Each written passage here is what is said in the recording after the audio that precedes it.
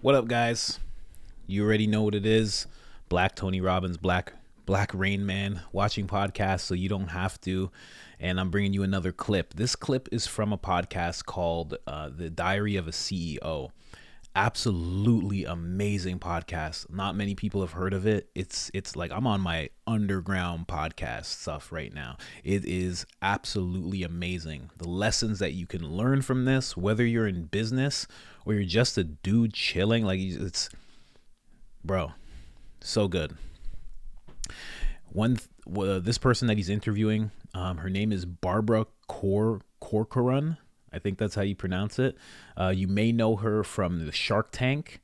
And when I first saw this, I was like, one of these Shark Tank people. I'm like, I don't even know if I'm into this. I'm like, but it's like, I just listen to podcasts. I love podcasts. So I gave it a listen, and right away from the beginning to the end, it's like just so many valuable nuggets inside of this podcast of how you need to be in business, how to persevere through hard times. It has it all. Barbara is somebody who's gone from 1,000 to 1 million. This is actually, if you want to check this episode out, type in Diary of a CEO episode 204. Right now I'm playing at an hour and 10 minutes.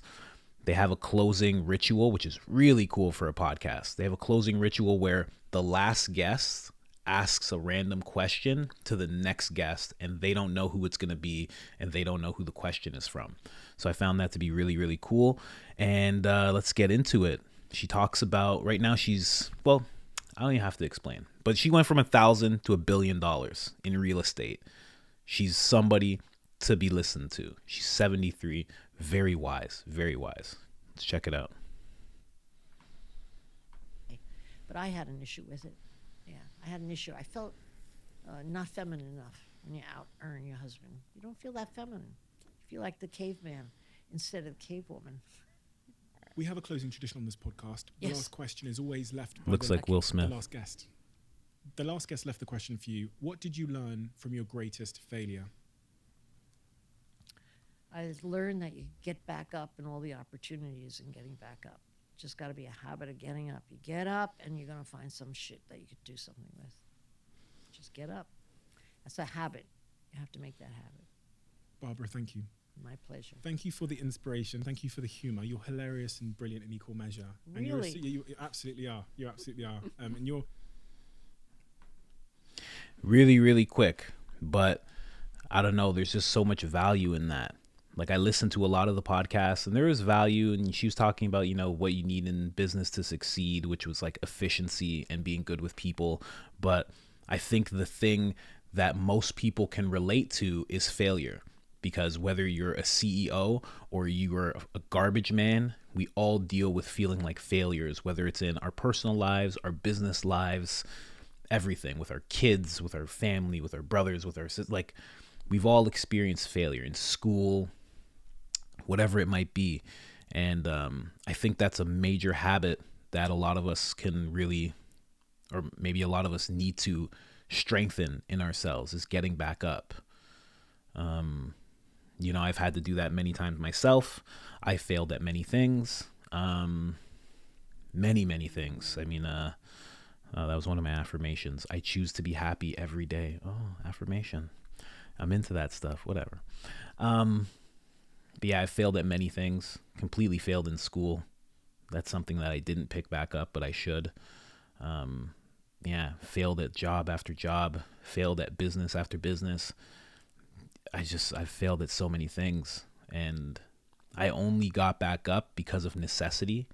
I didn't look at it as a habit, and you've probably gotten up a bunch of times too, and you probably didn't view it as a habit that you need to strengthen.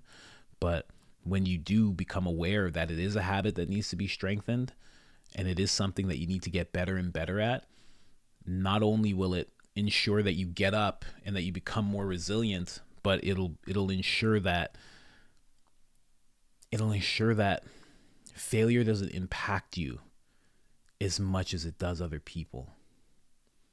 I had another video about failure when it came to David Goggins. He was talking about failure and how it's just attempts. He's like, you can't view it as failure. You got to view it as attempt 1 and attempt 2. And, you know, I always liken it to like a kid learning to walk, baby learning to walk. Like, imagine a baby fell down and it was just like, you know what? I'm just not going to try again. Yeah. Because most babies talk just like that, right? Or like a kid was trying to ride a bike and they fell and they're just like, I'm not trying this again. And we were all that kid at one point. And at no time in our minds were we like, well, I'm done doing this. I don't want to try anymore. It never occurs to us as kids to stop trying. But as we get older and the tasks that we take on become much bigger, a lot of us, everybody, views that as an option. And I think the more we strengthen this habit that she mentioned, the less we'll view failure as even a option that we can even turn to. And I think that in a whole will just strengthen you so much as a person. But incredible podcast. Definitely go check it out. I kissed my wife before she left. Anytime you see me with white lips, because I kissed my wife on the cheek and it gets on me. But definitely check out the podcast. There's so much to be learned from the people that he interviews. He interviews Dame Dash. Dame Dash drops some major gems. He interviews Simon Sinek. If you don't know who that is, look him up. Like, he just interviews so many people and they're all amazing. And then on top of it, this guy's not just a podcaster. He's actually on Dragon's Den as well. And he's actually built a company that's like up to like 500 people. So it's not just that he's some guy sitting there. He actually has a lot of wisdom himself. So it's just a tremendously valuable podcast. And I would check it out as soon as you possibly can. Other than that, you guys know what this is. Like and subscribe. Come be a part of this. I'm going to make this thing much bigger as time goes on. I'm going to start interviewing people, people that I coach, people that are coaches. I'm just trying to bring value towards self-improvement, because that's been such a massive thing in my life. It's been the focus of my life since I was about like 18 years old, 19 years old.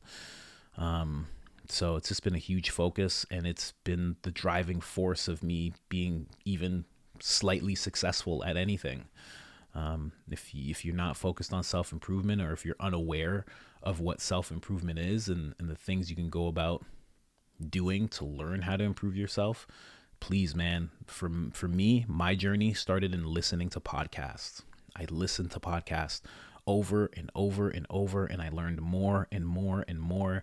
And then it led to my own school of thought, and it led to me doing my own things. And it just, it can lead to a lot of good things for a person, to just open yourself up to a variety of experiences and a variety of conversations. All right, I'm out.